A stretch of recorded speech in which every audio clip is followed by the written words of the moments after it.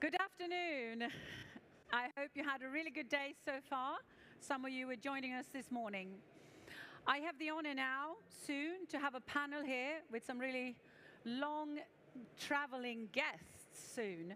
But we will start with a keynote, and I would love you to give her a warm hand. She's the Director General for World Nuclear Association, Dr. Sama Bilbao Léon. Give her a warm hand. Welcome.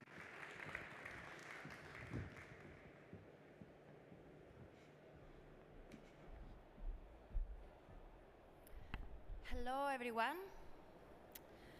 Distinguished guests, ladies and gentlemen, dear colleagues, dear friends, it's such a very good pleasure to join all of you today at the World Nuclear Exhibition in Paris. And I really am very glad to take this opportunity to actually speak directly to the heart of the global nuclear industry, the innovators, the leaders, the decision makers. You all are here, so it's fabulous to have this opportunity.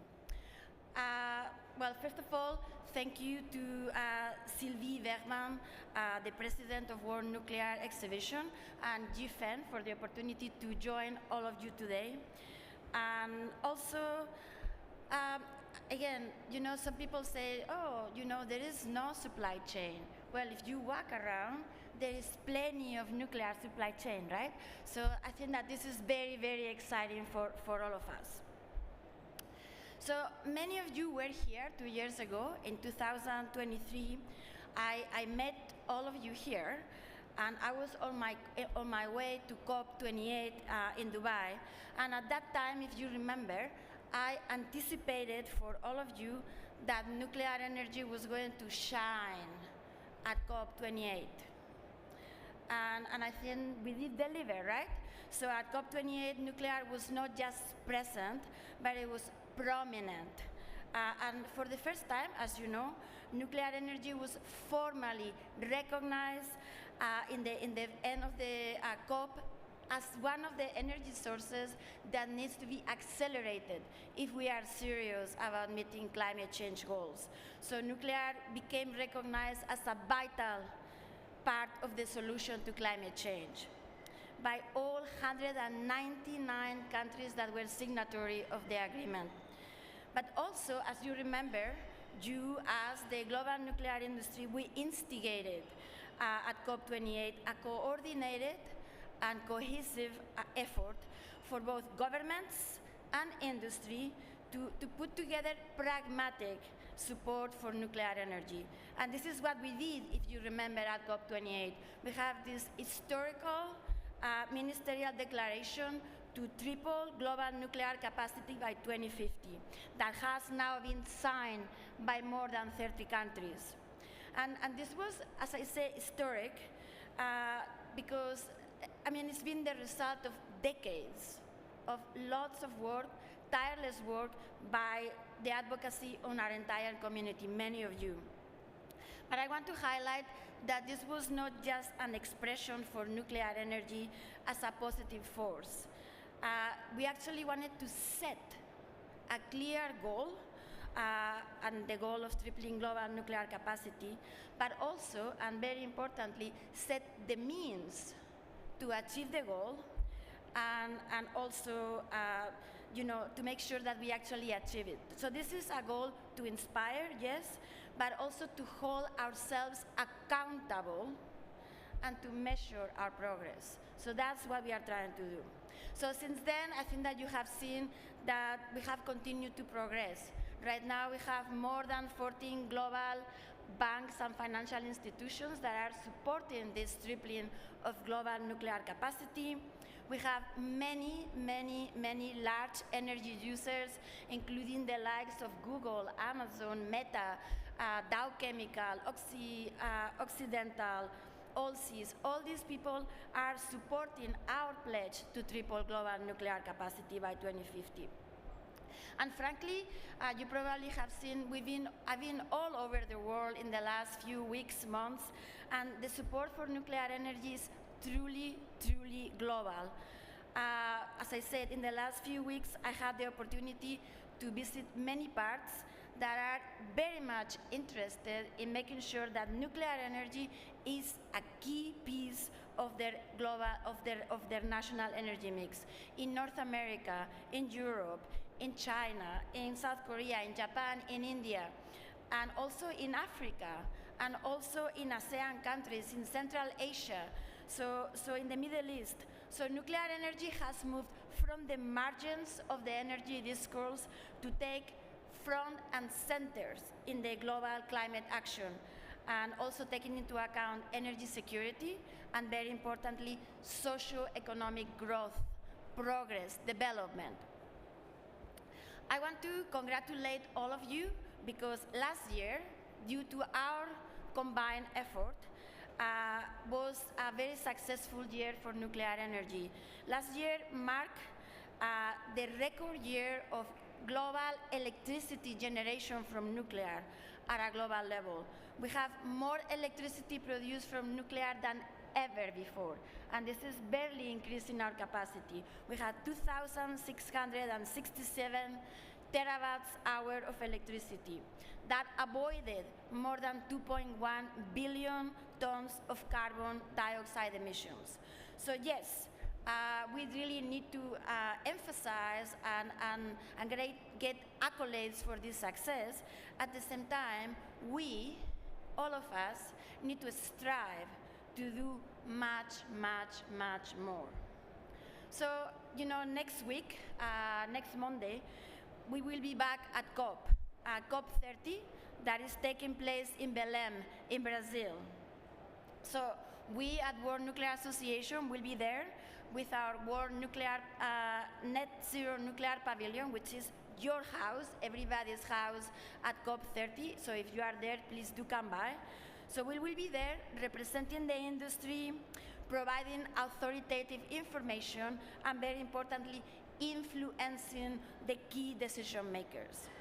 So we are hoping that we will add more countries to this pledge to triple nuclear capacity, and also we are hoping that we will have more stakeholders that will join our global ambitious coalition for tripling global nuclear capacity.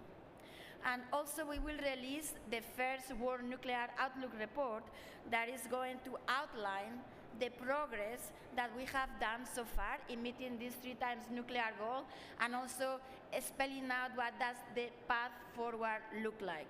So look for that, because I think that is going to be very important. At the same time, I am here to tell you something very important, just as important. Declarations alone are not enough. We, all of us, the nuclear industry, need to now deliver. So our tripling moment cannot just be a slogan. It needs to be a call for action. Action. Action. We have currently 70 gigawatts of new nuclear under construction, and many of these projects are going to be operational in the next few years before the end of the decade. But we truly, truly need much more. So if we were to triple global nuclear capacity, we need to build at least 1,000 gigawatts of new nuclear in the next 25 years. And just so you know, for the last 25 years, we've built maybe 100. So we are looking at different orders of magnitude here. So we really need to do a lot to triple our delivery capabilities as our industry. So yes, the groundwork is being laid. You see out there all the partnerships, all the collaboration, everything that is happening. But this path ahead requires unity, requires a sense of urgency, and very importantly, requires unwavering commitment for all of us, for all of you. You know, just a couple months ago, we were together, many of us were together in London, where we celebrated our 50th World Nuclear Symposium. And we welcomed lots and lots of delegates, many of them from the nuclear industry, but also many others from the finance community, off-takers, the media, civil society, but essentially the entire economy, all sections of the economy were there. Many of them for the first time participating at a nuclear event. So I think that that in itself demonstrates how the industry has shifted the engagement. We are turning ourselves inside out. We are stopping to speak just among ourselves, and we are trying to influence external stakeholders.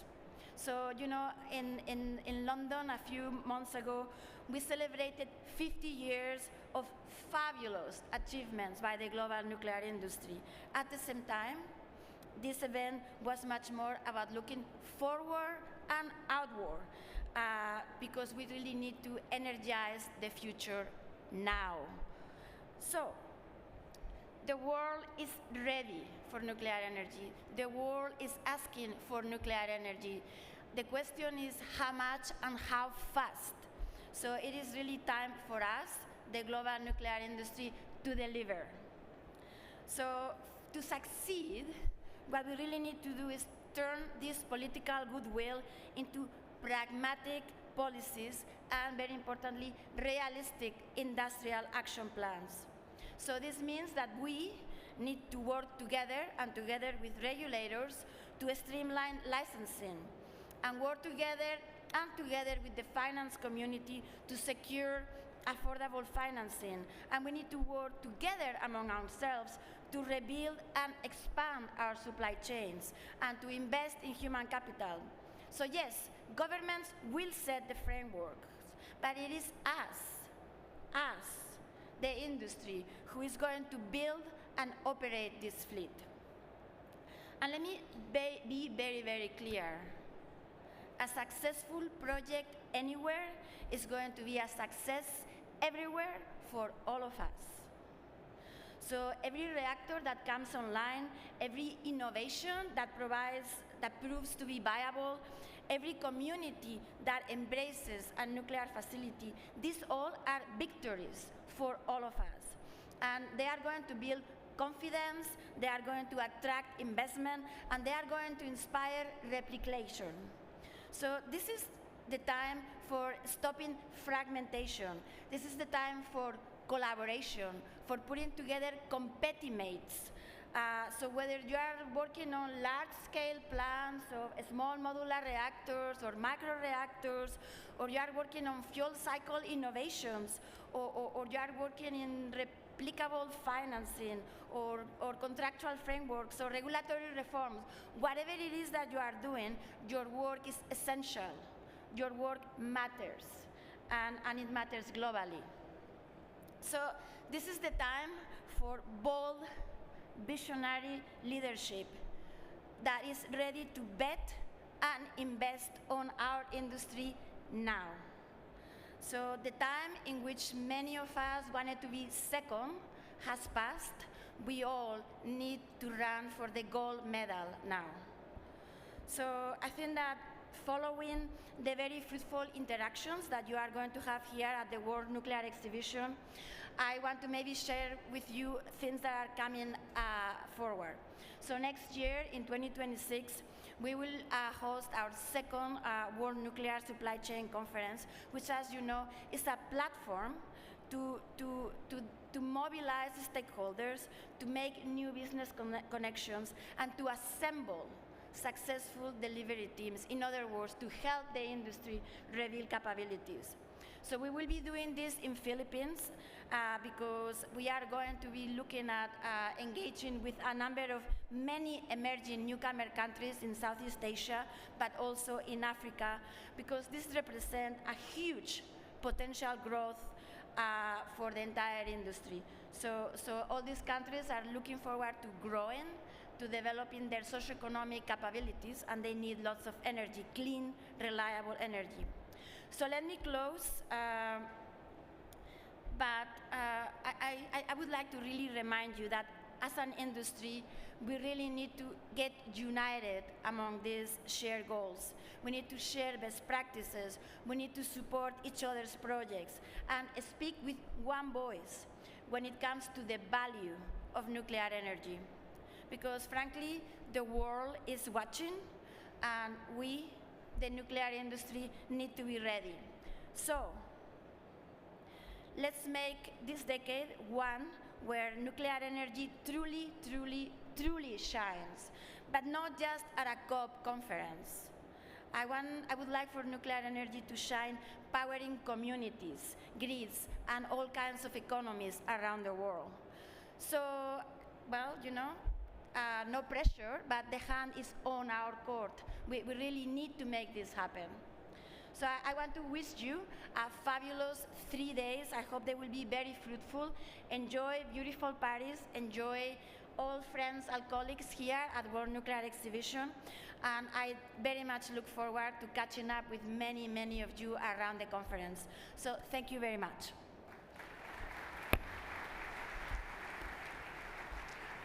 Muchas gracias, Dr. Sama Bilbao Léon, Director General of the World Nuclear Association. Thank you so much. Thank you.